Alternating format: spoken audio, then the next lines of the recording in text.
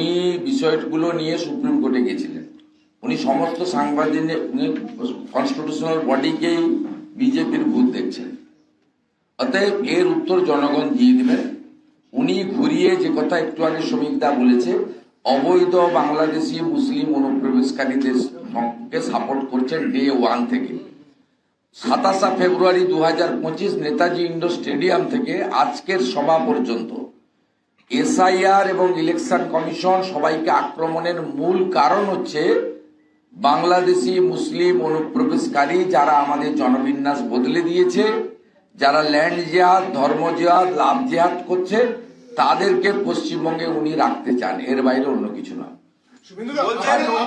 আমার নামে কি বলছেন? নন্দীগ্রামের ভিডিওকে ভবানীপুরে আনা হচ্ছে কারণ আপনার ঘনিষ্ঠ বলে নাম না করে আপনার আক্রমণ করেছে। 73 জন রিটার্নিং অফিসারকে নন্দীগ্রামের ভিডিওকে ভবানীপুরে আনা হয়েছে। শুনুন, এই ধরনের কথাবার্তার উত্তর দেওয়া মুশকিল। প্রথম কথা হচ্ছে প্রত্যেকটা আরো বা ইত্যাদি যা চেঞ্জ হয়েছে ইলেকশন কমিশন করেছে, তাদের মধ্যে 80% 2011 সালের পর থেকে মুখ্যমন্ত্রীর নেতৃত্বে প্রশাসনে কাজ করেছেন। এমন আরো নামও আমি বলে দিতে পারি যারা মমতা বন্দ্যোপাধ্যায়ের বিভিন্ন মন্ত্রীদের পিএস হিসেবে কাজ করেছেন।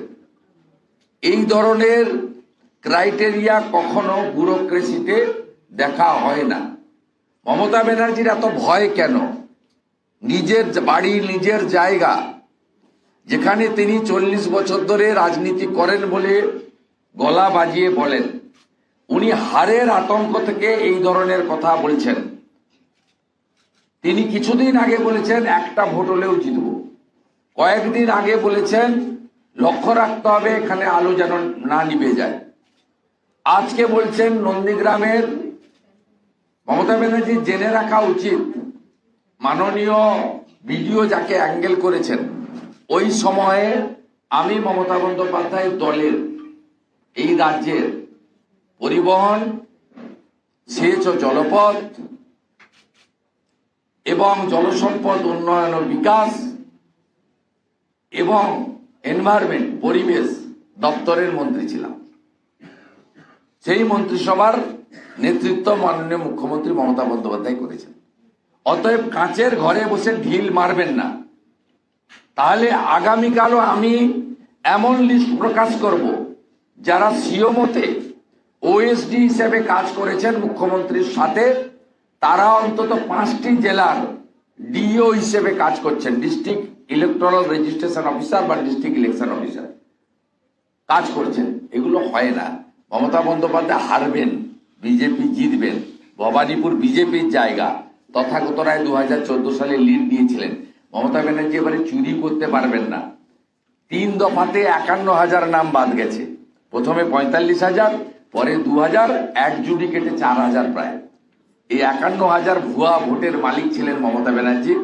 ব্যথাটাও জানি, যন্ত্রণাটাও জানি। বুঝতে পারছেন আগামী দিনে কি হবে। যেটা শ্রমিকদা বারে বারে বলেন, তৃণমূল গেছে, তৃণমূল চলে গেছে। গোটা পৃথিবীর কোনো শক্তি, কোনো মেডিসিন নেই এই কোমাতে চলে যাওয়া, একেবারে কোমাতে চলে যাওয়া তৃণমূলকে পুনর্জীবিত করে।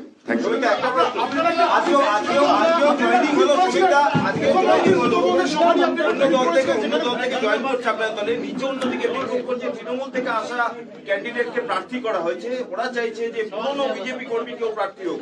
তৃণমূল থেকে বিক্ষোভ যেগুলো কিছু করছেন, বিক্ষোভ হচ্ছে, এগুলো কোনো বিক্ষোভ নয়। আর যিনি এসেছেন তিনি তৃণমূল থেকে এসেই বিজেপির প্রার্থী হননি।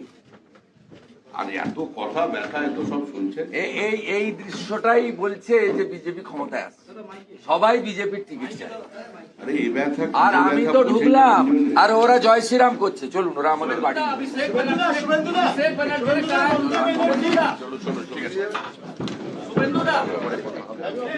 शुभेंदु अभिषेक बनर्जी ने कहा कि 50 आंकड़ा पार नहीं कर पाएगी बीजेपी। 50 बीजेपी पार नहीं कर पाएगी। भवानीपुर में ऑफिस में आ रहा हूँ, जिसका अलग से कुछ बोलना चाहिए वहाँ आइए। আমাদের ভিডিও ভালো লাগলে লাইক এবং শেয়ার করুন। কমেন্ট সেকশনে গিয়ে জানান আপনাদের মতামত। আরও ভিডিও পেতে আমাদের চ্যানেল সাবস্ক্রাইব করুন এবং প্রতি মুহূর্তে খবরের আপডেট পেতে প্রেস করুন বেল আইকন। নমস্কার।